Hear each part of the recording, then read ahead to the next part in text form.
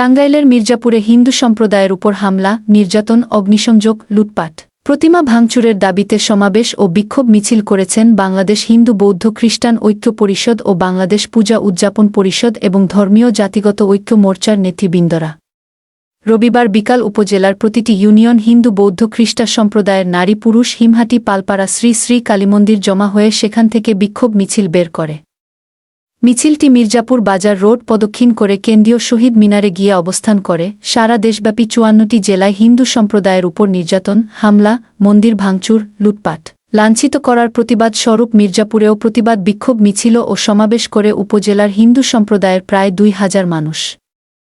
তখন শহীদ মিনারে প্রতিবাদী স্লোগান হয়, তুমি কে, আমি কে? বাঙালি বাঙালি। হিন্দুদের উপর অত্যাচার কেন? দেশ কেন ছাড়তে হবে? জবাব চাই, জবাব চাই। জয় শ্রীরাম ধ্বনিতে উত্তাল হয়ে ওঠে কেন্দ্রীয় শহীদ মিনার। এ সময় বিক্ষোভ ও প্রতিবাদ সমাবেশে বক্তারা বলেন, আমরা এই মির্জাপুরের ৩.৫ লক্ষ সনাতনী ভাইয়েরা ঐক্যবদ্ধভাবে যে কোনো ভাইয়ের বিপদে আপদে আমরা ঝাঁপিয়ে পড়ব। প্রয়োজনে ঘর বন্ধ করে দিয়ে নারী পুরুষ সম্মিলিতভাবে আমরা রুখে দেব সেই সন্ত্রাসীদের।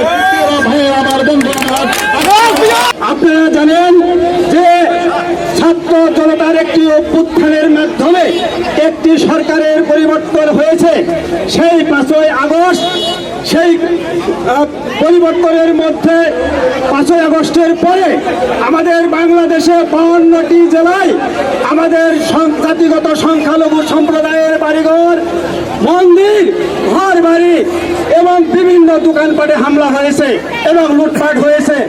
অনেকে এখনো হাসপাতালে ভর্তি আছে। আমাদের যে মূল কথাটি সেটি এখনো আমাদের বলা হয় না, সেটি বলা উচিত।